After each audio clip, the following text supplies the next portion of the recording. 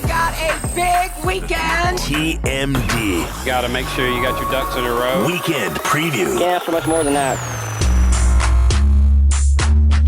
As we wrap up the month of April, it's time for NASCAR to venture into the Northeast for the first time in 2023, returning to the Monster Mile.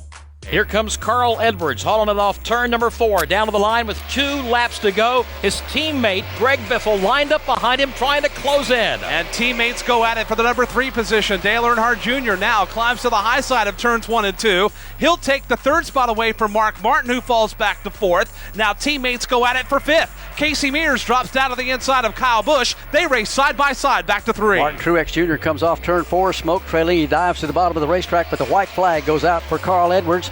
Greg Biffle still some 0.5 of a second behind. Can he catch him over in turn 2 and 3? Greg Biffle doing all he can to catch Carl Edwards in the win here at Dover. Carl Edwards will have none of that. Off the end of the back straightaway for the final time, the Office Depot Ford Fusion's going to get the checkered flag in the first state. A big day for Roush Fenway Racing and for Ford. They'll get the top 2 spots with Carl Edwards scoring the win in the Dodge Dealers 400.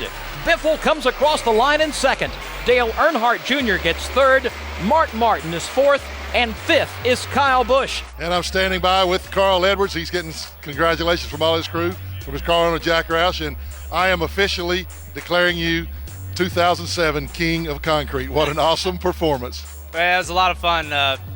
Those red flags were killing me. Those restarts. You know, Mark Martin is an amazing competitor, and to have him back there and then to have Greg Biffle back there, you know, I figured if I let him by, I'd get some Nintendo games out of it, but I wanted this win bad. I mean, this is a chase.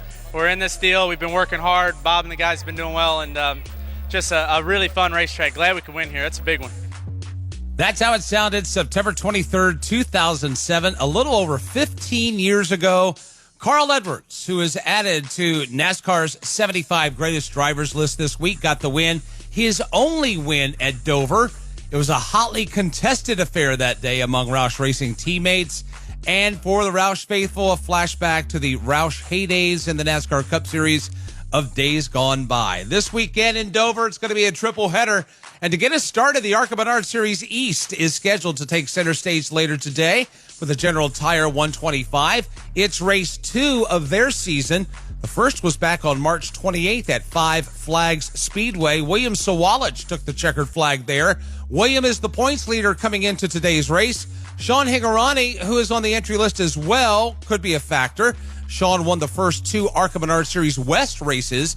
They happened at Irwindale and Kern County. A bit of a square-off taking place in Dover this weekend in the General Tire 125, 125 laps, 125 miles. Race is scheduled for a 5:30 p.m. Eastern Time start. You can catch that on Flow Racing.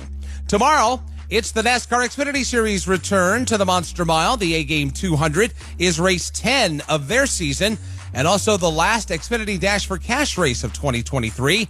Jeb Burton, through his Talladega win, is qualified for the $100,000 bonus. So are Sheldon Creed, Parker Kligerman, and Cole Custer. The highest finisher of the 4 will get the final Xfinity Dash for Cash bonus of $100,000 this year. Ryan Truex will be back in the NASCAR Xfinity Series this weekend. He'll be making his 5th start of the year for JGR at his home racetrack. It's one of the most unique tracks, I think, that we go to. First of all, it's concrete. We only have a few of those. Feels really fast and really narrow, a lot of banking. The G-forces are just so high in the corners, and there's just so much going on. You feel like when you're fast there and doing it right, you're doing a lot of work, but knowing that my friends and family are there and I want to perform well for them, you know, it all kind of comes together, and I feel like it's, for whatever reason, it's just always been a good track for myself as well as Martin. It appears the weather will be a challenge all weekend long, and Jeremy Clements gave us some insight of how he'll prepare with limited laps this weekend. It's definitely a challenging track that with the rubber laying down, it's always changing, and you're trying to figure out what do we need to do to be ahead of this. I don't see us getting much track time this weekend besides whenever they drop the green flag, whenever that is. So looking forward to the challenge, to say the least. Hopefully we brought a good piece. Kind of never know, because Dover is its own deal, and we haven't raced at a track like that yet this year with the new no skew package. So it'll be interesting to see how we line up with it.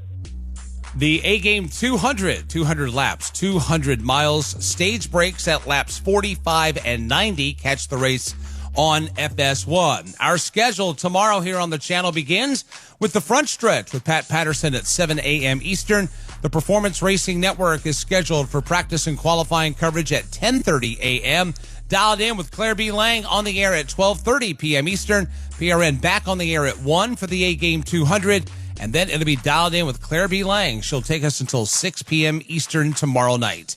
Sunday's Worth 400 for the NASCAR Cup Series will be the Series 105th race at Dover. And you know, the demands and challenges of racing at Dover have been well documented over the years. Well, Corey LaJoie says there is one in particular that would sting harder than some others. You can't have any mistakes, and if you do, it's got to be an early mistake, because if it's a mistake after the first stage, your chances of rebounding to probably to the place that you were before the mistake very slim. So generally, you'll see some cautions there as well, because those transitions from the corners to the straightaway, it's a lot of force and a big, really aggressive transition. So you'll see some guys run into each other in restarts and maybe collect 3 or 4 cars. We've seen cars upside down with Joey rolling down the hill there forever ago, about a decade ago. So, man, the Miles the Monster, he'll chew you up and spit you out if you're not ready for it. Dover is considered one of the toughest tracks on the schedule, but Ryan Blaney says he is embracing the challenge. We've been working really hard on trying to get better there, and hopefully, you find something for this weekend. So it's a really hard place to practice too. The track is no rubber on it when we get going. Even when cars have run on it, you go there, you go run 2 slow pace laps, and it picks all the rubber up, and then you lay it all back down. And it's a hard place to kind of get right and adjust for throughout the race and throughout a run. So, but I'm looking forward to it. I think it's going to be a good one. Hopefully, what we've learned in the past we can apply and do better. At Talladega last weekend, Tyler Reddick expressed his excitement and enthusiasm for racing at the Monster Mile. He's really pumped up. Setup-wise going into Dover, I think we're going to have a solid car. It's just going to be about the details, right? It's going to be about one thing for me, just listening to my team. I'll have to really make sure I do a good job of that. Executing, practice, getting a good read on our balance. Hopefully with qualifying metric, we're in a good place to have decent track conditions and get ourselves a good qualifying position. Hopefully make it to the second round and have a shot at, starting in the top 5. You get your day off, your weekend off to a great start like that. It's really going to help at a place like Dover. Chase Briscoe still dealing with the aftermath of his finger issue. Knows 400 miles at Dover will be tough with that injury. We've had Dr. Bill Heisel, who's been a huge help. He's been coming to the racetrack every week trying to make it as comfortable as I can in the race car. And, kind of gave us some of the stuff at Stewart Haas that we've even taken it a step farther and scanned my hand holding the steering wheel, and we've been 3D printing stuff. Today at the simulator, I'm sure that we're going to go through a couple different options. I'll literally do the exact same thing I would do on race day when it comes to taping it, putting all the splints on it and everything else, just to try to get ahead of it as much as we can for Dover. Kyle Busch and Randall Burnett come into Sunday's Worth 400 as the most recent winners in the NASCAR Cup Series. Randall says super speedway racing is done for a while. Time to get back to some bread and butter. We're excited about going to Dover. It'd be nice to kind of get back to intermediate style track, I'd call Dover. It's still what we call a short track or whatever, with it only being a mile, but it acts like pretty high-speed intermediate track. So really looking forward to getting back to some of that racing, give us a little break with that short track package, beat us up here for a couple weeks, get back to some, high downforce intermediate track racing with Dover and Kansas and even Darlington coming up. So really looking forward to those tracks. I think we'll have a good shot at any one of those, and just try to go out and win as many races as we can here before the playoffs start. The track isn't the only tough part at Dover. Rudy Fugel is William Byron's crew chief, and he said there'll also be a lot of challenges on pit road.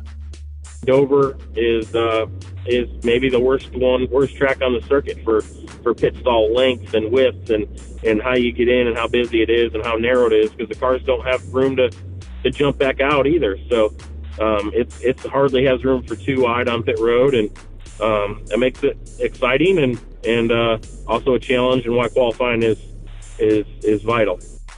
Phil Surgeon is Russ Chastain's crew chief at Trackhouse Racing. Phil, what is Dover priority number 1?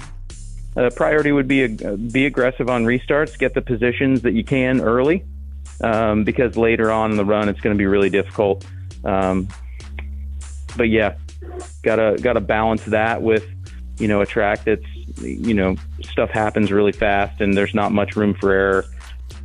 Austin Cindric's crew chief Jeremy Bullen said going into the weekend is going to be even more difficult because he does not have a lot of data to go from. We could, do anything, and that's kind of where we're at with this new car, right? We've only got one race there, so we've changed a bunch of things and changed our approach and changed our setup for the weekend, and the only thing we really have to base it off of before we get to the racetrack is the simulator, and I would say we got positive feedback from Austin and kind of feel good about the path we're on now. Is that going to play out this weekend? I have no idea, but that's the best guess we got right now, so we're going to give it a shot. At 10:30 tomorrow morning, the garage will be broken up into 2 groups. Each group will get 20 minutes of practice before qualifying for the Worth 400. Here's how those groups break down.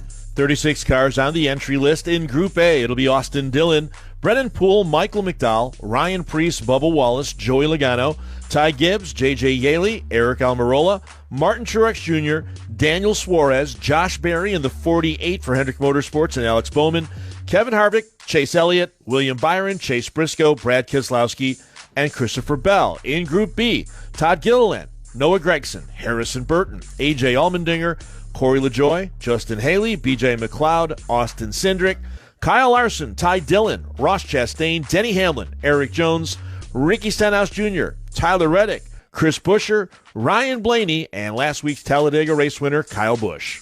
The Worth 400 is 400 laps, 400 miles. Stage breaks at lap 120 and lap 250. FS1 will be your destination. As far as we are concerned here on SiriusXM NASCAR Radio, our coverage Sunday will begin with the front stretch with Pat Patterson, 11 a.m. Eastern. It'll be Fantasy Racing Preview with Pistol Pete. At noon, Dialed In with Claire B. Lang. At 1, PRN's coverage of the Worth 400, followed by the SiriusXM NASCAR Radio post-race show until 8, and then Dialed In with Claire B. Lang will take you until 9 p.m. Eastern on Sunday night.